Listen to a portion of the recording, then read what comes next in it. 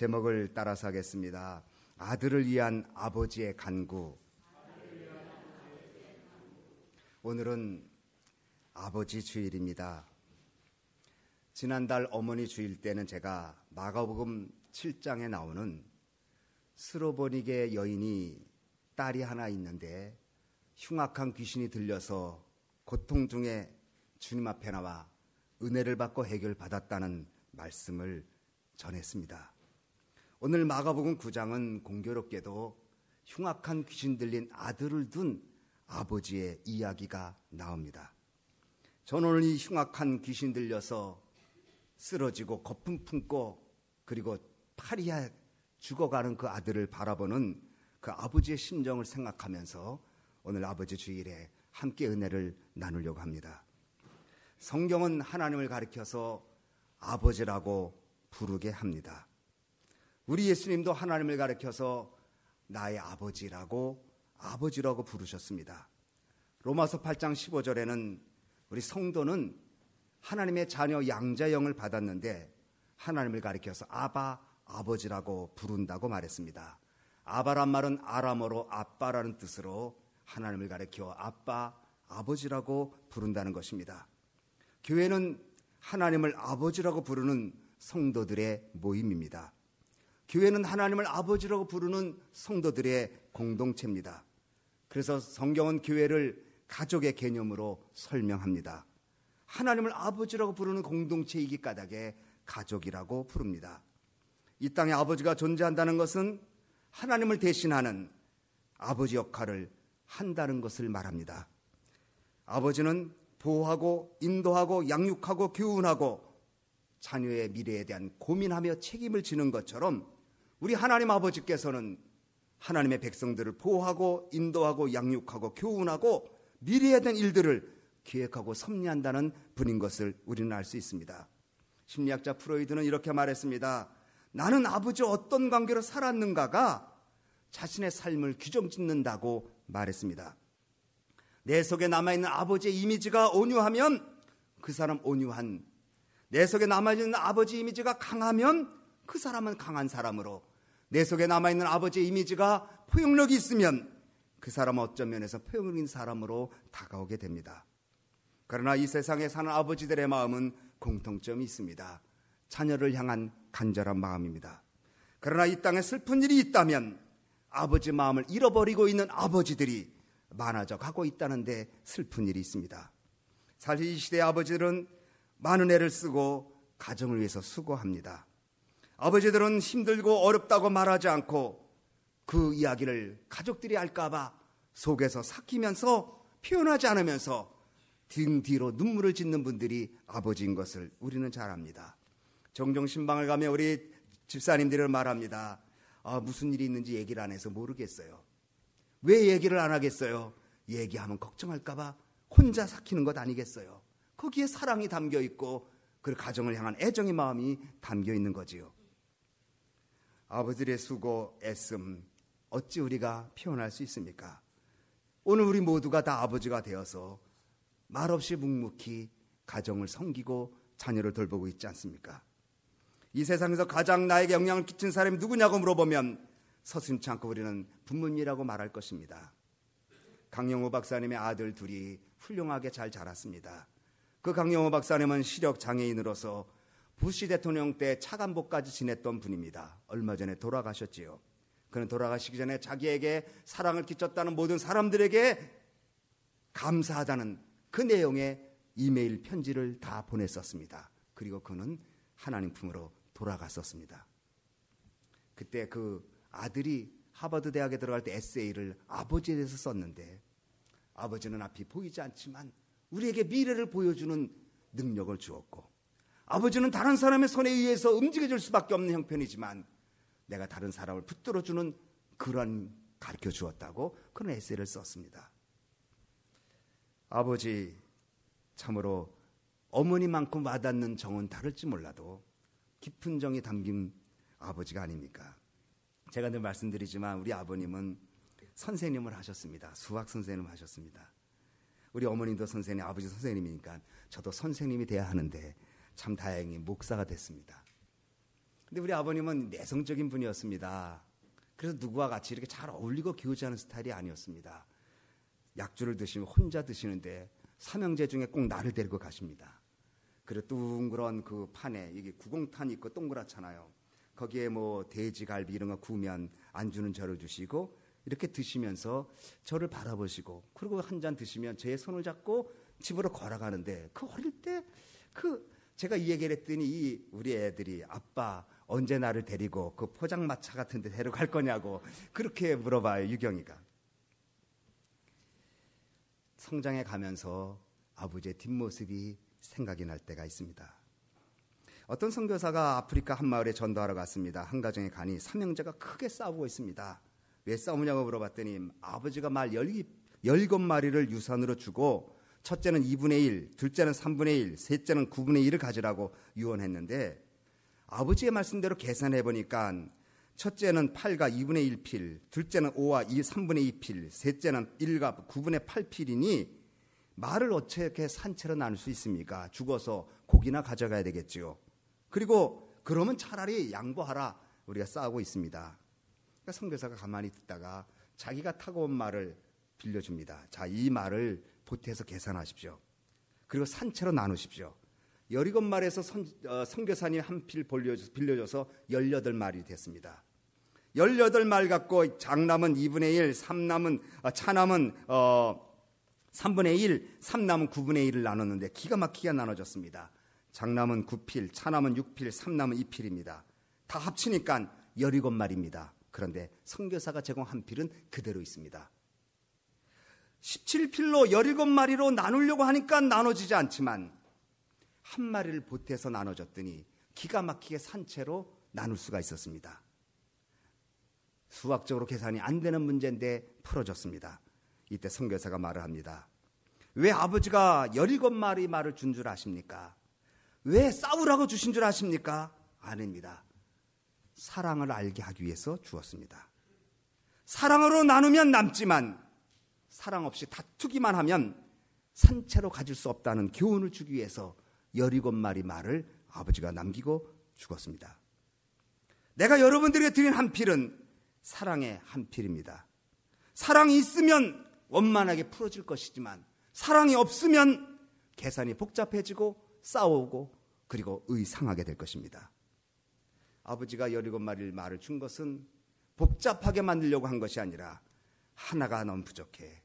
그 하나를 채워야 너희 삼형제가 살 수 있어. 바로 사랑의 마음을 가르쳐 주기 위해서였습니다.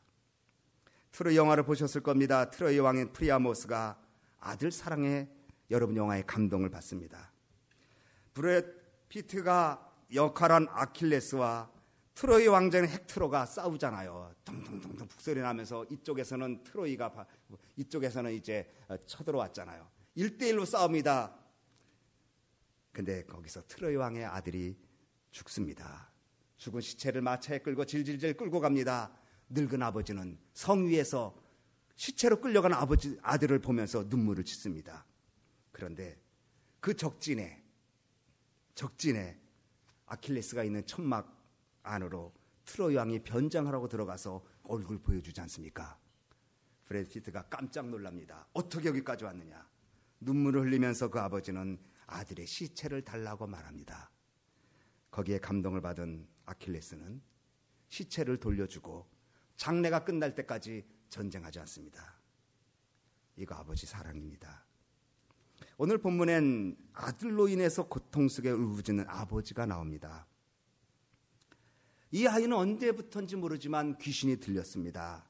그리고 벙어리가 되었고 그리고 거꾸로 지고 거품 흘리고 이를 갈고 창백해지면서 바둥거리는 모습을 어릴 때부터 하고 있습니다.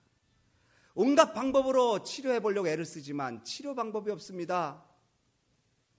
마음이 아픕니다. 도움을 청할 것도 없고 청한들 도움도 되지 않고 그리고 올바로 성장하지 못하는 자녀를 가슴에 품고 고통당하는 아버지입니다.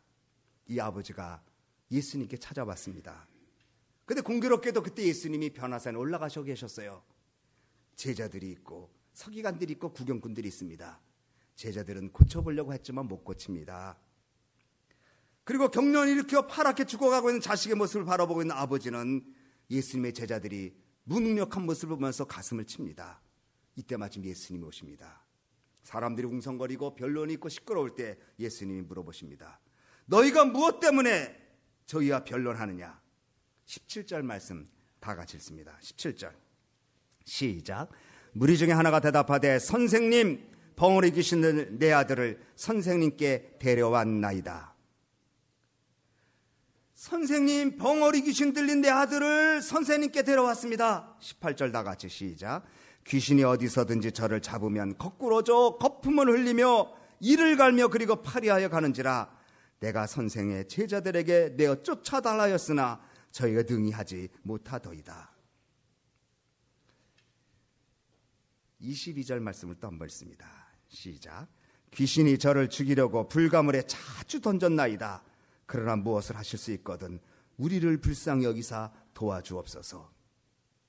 여기서 아버지는 무엇을 하실 수 있거든 내 아이를 불쌍히 여겨달라고 하지 않았습니다. 우리를 불쌍히 여겨달라고 말했습니다. 하실 수 있으면 저 아이를 고쳐달라고 말한 게 아니라 우리를 불쌍히 여겨달라고 말했습니다. 아버지는 아들과 동일시했습니다. 자녀의 아픔은 내 아픔이고 자녀의 고통은 내 고통이라는 것입니다. 자녀의 쓰러짐은 나의 쓰러짐이고 자녀가 죽어가는 것은 내가 죽어가고 있는 것이라는 것입니다. 아버지는 예수님께 우리를 불쌍히 여겨달라고 말했습니다. 아버지는 자식의 일을 내 일처럼 여깁니다. 고통 중에 있는 자식의 삶을 내 삶처럼 여깁니다. 자식의 아픔을 하나도 남김없이 내 아픔으로 끌어안는 것이 아버지의 마음이 아니겠습니까? 그런데 그러한 아버지의 사랑도 자식을 못 고쳤습니다. 그렇게 사랑하지만 죽어가고 쓰러져가 있는 자녀를 고칠 능력이 아버지에겐 없습니다. 이것이 우리의 실존이고 한계 상황입니다. 여러분이 자녀 사랑하지요? 잘 되기를 원하지 않는 부모 어디 있겠어요? 그러나 죄송합니다만 어디까지 도울 수 있겠어요, 여러분이? 어디까지 여러분이 자녀를 책임질 수 있겠어요? 할 수 없어요. 사랑하는 마음은 전달할 수 있을지 모르지만 공부는 시켜고 잘 공부 인도할 수는 있겠지만 앞날을 어떻게 책임질 수 있겠어요? 이것이 인간의 실존이요 한계 상황입니다. 내가 아무리 사랑하고 아껴도 할 수 없는 부분이 있다는 것을 우리는 알아야 합니다. 여러분, 인간에게 할 수 있는 일이 많을까요? 할 수 없는 일이 많을까요? 인간이 이루는 수 없는 그 문명과 과학과 그리고 현재 이 발전한 IT 산업이 그리고 그 메디칼에 대한 그 발전이 못할 게 없어 보이지만 그러나 사실 인간은 할 수 없는 게 더 많습니다. 인생의 많은 부분을 우리는 할 수 없습니다. 건강 여러분 마음대로 할 수 있습니까? 사업 여러분 마음대로 할 수 있습니까? 인간관계 여러분 마음대로 할 수 있습니까? 자녀 교육시키지만 마음대로 할 수 있습니까?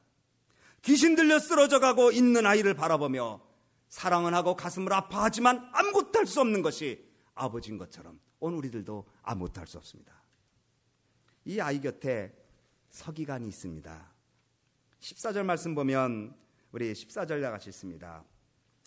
시작. 저희가 이에 제자들에게 와서 보니 큰 무리가 들렀고 서기관들이 더불어 변론하더니, 여러분 서기관은 당시 서기관은 종교적 엘리트입니다. 아주 율법을 쓰는 사람이죠. 성경 쓰는 사람입니다. 지식이 많습니다. 말은 청산유수입니다. 논리 정연합니다. 그러나 변론은 있었지만 구원이 없었고 옳고 그름은 따졌지만 변화는 없었고 누가 옳으냐 틀리냐는 요란스럽게 말했지만 아무 변화를 주지 못했습니다. 옳고 그름을 알고 바르고 삐뚤어짐을 판단할 수 있지만 잘못된 것을 고치고 삐뚤어진 것을 고치고 바르게 할 능력은 서기관들에게 없습니다. 오늘 우리들도 마찬가지입니다. 옳고 그름을 우리가 판단하고 말할 수는 있을지 모르지만 진정 변화의 능력은 여러분 가지고 있습니까? 공동체를 보고 이렇게 저렇게 말은 할 수 있지만 변화와 능력을 여러분 가지고 있습니까? 변화의 하나의 미랄이 되어본 적 있습니까? 서기관 변론은 기가 막혔는데 아무 능력 없습니다. 예수님의 제자입니다. 예수님의 제자들이지만 귀신 들린 아이에게는 속수무책입니다. 18절 이렇게 말합니다. 내가 선생의 제자들에게 내어 쫓아달라 하였으나 저희가 능히 하지 못하더이다. 제자들 얼마나 낭패감에 빠지겠어요. 그래도 예수님의 제자라고 큰 소리 쳤는데 이런 상황에 예수님을 만났습니다. 그리고 고백합니다. 무엇을 하실 수 있거든 우리를 도와주십시오. 우리라고 말했어요. 우리를 도와주십시오. 내 아들을 도와주는 것은 나를 도와주는 것이고 내 아들을 치료하는 것은 나를 치료하는 것이고 내 아들을 새롭게 하는 것은 나를 새롭게 하는 것이라고 그는 울부짖습니다. 이때 예수님 말씀하십니다. 18절 말씀 같이 읽습니다. 18절 읽었죠? 참 23절입니다. 23절 시작. 예수께서 이르시되 할 수 있거든이 무슨 말이냐? 믿는 자에게는 능치 못할 일이 없느니라 하시니. 할 수 있거든이 무슨 말이냐? 무엇을 할 수 있건 도와주십시오. 무슨 말이야? 믿는 자에게는 능치 못함이 없어. 믿음이 문제 해결이고 믿음이 죄의 도움에 손길을 얻고 믿음이 우리가 사는 길이라는 것을 말씀합니다. 이때 아버지가 이렇게 말합니다. 24절 다 같이 읽습니다. 시작. 곧 그 아이의 아비가 소리를 질러 가로되 내가 믿나이다. 나의 믿음 없는 것을 도와주소서 하더라. 내가 믿나이다. 그런데 그 다음 말 이상에 나의 믿음 없는 것을 도와주소서. 이 고백이 모순이에요. 믿는다고 말하고 믿음 없는 것을 도와달라고 말했어요. 그러나 사실은 이 고백이 훌륭한 고백입니다. 먼저 우리가 하나님 앞에 나갈 때는 믿는다고 나와야 합니다. 믿는다고 고백해야 합니다. 그리고 믿음이 없어도 믿음을 달라고 고백하고 믿음 주신 걸 고백하고 믿음으로 산다고 고백해야 합니다. 그래서 믿음으로 믿음에 이르게 하나니 오직 의인은 믿음으로 말미암아 산다고 말했습니다. 믿음이 있다고 믿고 고백하고 그리고 믿음으로 나가는 사람에게 하나님이 복을 주시는데 그런데 막상 믿음으로 나가니까 믿음이 없는 거예요.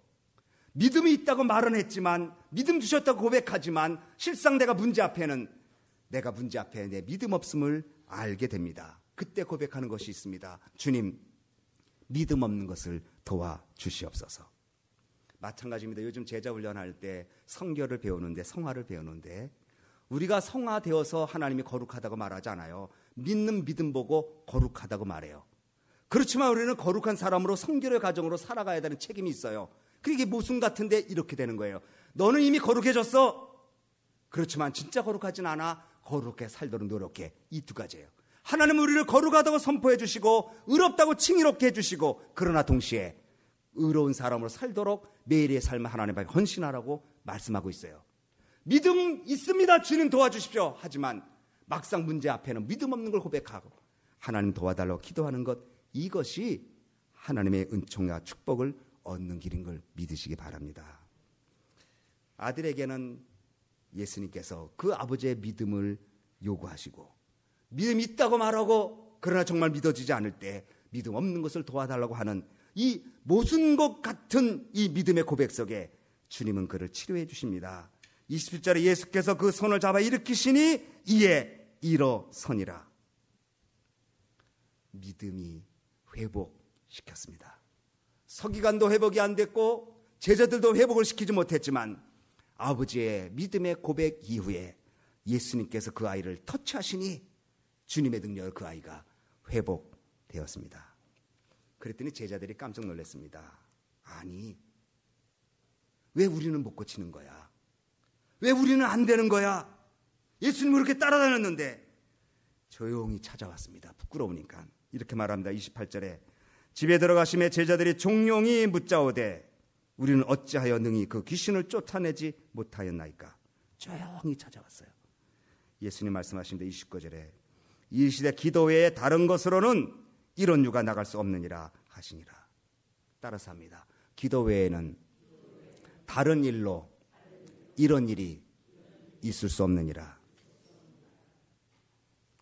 결국 하나님의 은총은 믿음과 기도입니다. 저는 여러분들 자녀들이 잘 되길 날마다 기도해 드립니다. 그러나 여러분도 기도해야 합니다. 우리는 자녀는 사랑하고 뒷받침은 어디까지 할 수 있을지 모르지만 자녀를 궁극적으로 도울 수 있는 분은 주님밖에 없습니다. 그 주님의 도움을 구하는 길은 믿음과 기도 외에는 없습니다. 바빠도 기도하셔야 되고 분위기가 잘 안 잡혀도 기도해야 되고, 그래서 믿음과 기도로 우리 가정의 일들이 회복되는 축복으로, 특별히 자녀들에 대한 기대가 큰 만큼 기도 많이 하셔서 하나님의 놀라운 역사가 우리 재단에서 여러분의 가정 속에서 넘쳐나기를 주님의 이름으로 축원합니다. 축원합니다.